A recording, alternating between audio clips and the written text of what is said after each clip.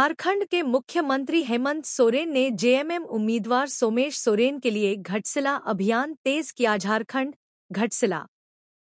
झारखंड के मुख्यमंत्री और जेएमएम नेता हेमंत सोरेन ने आगामी घटसिला विधानसभा उपचुनाव में पार्टी के उम्मीदवार सोमेश चंद्र सोरेन के लिए अपने चुनाव अभियान को तेज कर दिया है।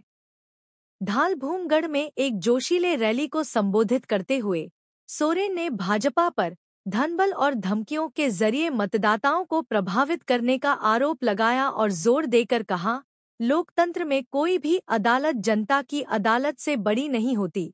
उन्होंने भाजपा के उम्मीदवार बबूलाल सोरेन, पूर्व मुख्यमंत्री चंपई सोरेन के पुत्र, को निशाना बनाते हुए विरोधी दल पर आदिवासियों, दलितों और किसानों को ऐतिहासिक रूप से हाशिए पर डालने का आरोप लगाया।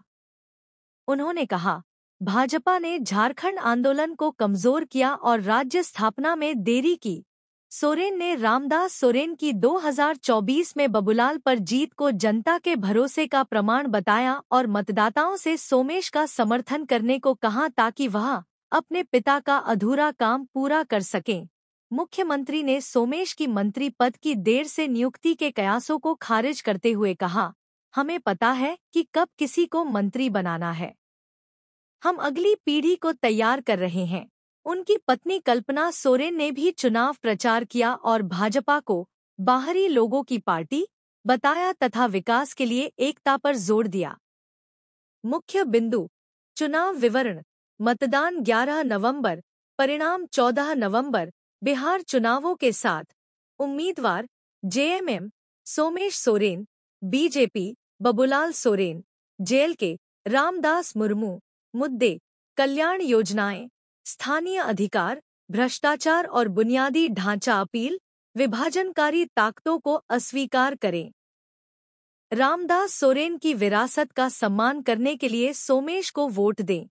यह मुकाबला घटसिला के भविष्य की लड़ाई को दर्शाता है, जो राजनीतिक तनाव के बीच है। सोरेन ने कहा, यह चुनाव जनजातीय और स्थानीय अधिकारों के लिए है। आज जो प्रत्याशी आपको भारतीय जनता पार्टी का दिखता है ना, वो कौन है? ये वो ऐसा बैल है जो खाया पिया झारखंड मुक्ति मोर्चा का, मोटा ताजा हो गया झारखंड मुक्ति मोर्चा में और हल जोतने चला गया भाजपा का खेत में।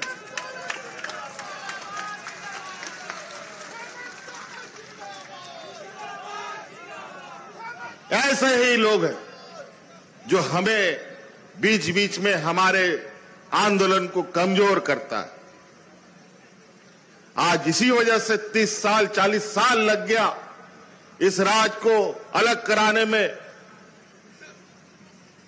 कई आंदोलनकारी आज भी जिंदा है, लेकिन बेचारा बूढ़ा हो गया, अब चल नहीं सकता।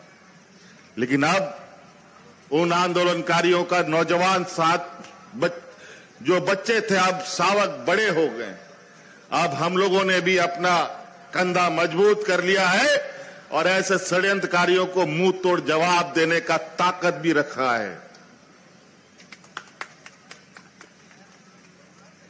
अड़ी भवनार्या कथा करा।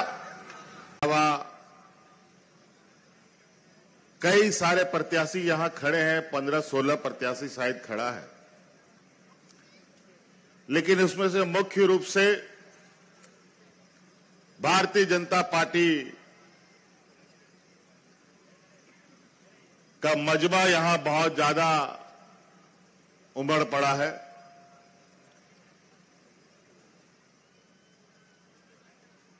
अपने आप को दुनिया का सबसे बड़ा पार्टी कहने वाला, सबसे बड़ा संगठन बनाने वाला आज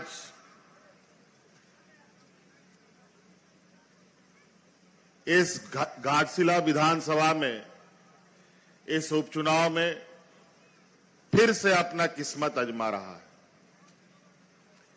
अभी हाल में ही साल भर पहले सामान्य चुनाव हुआ, जहां आप सब लोगों के आशीर्वाद से,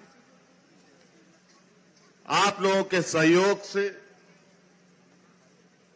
स्वर्गीय रामदास सोरेन जी को रिकॉर्ड तोड़ वोट से जीत कर आप लोगों ने यहां से भेजा और मंत्री भी बनाया। और आज इस राज्य में आपकी सरकार है। यहां के आदिवासी, मूलवासी, गरीब, गुरुआ, किसान, मजदूर, दलित, पिछड़ा, शोषित, कमजोर लोगों का सरकार चल रहा है।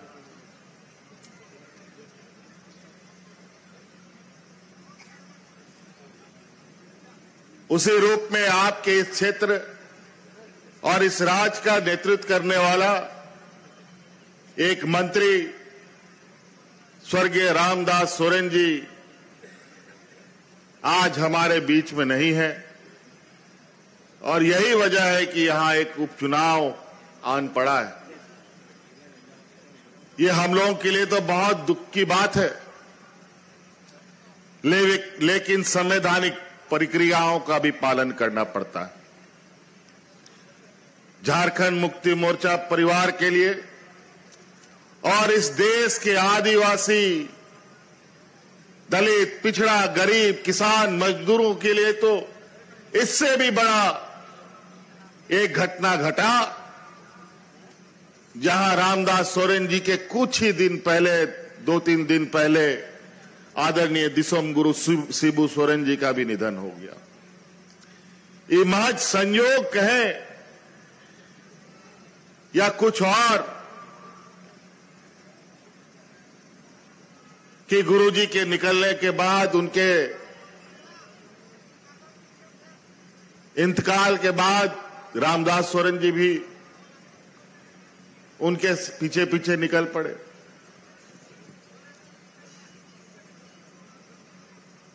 आंदोलन इस राज्य को अलग करने का, इस राज्य के जल जंगल जमीन को बचाने का,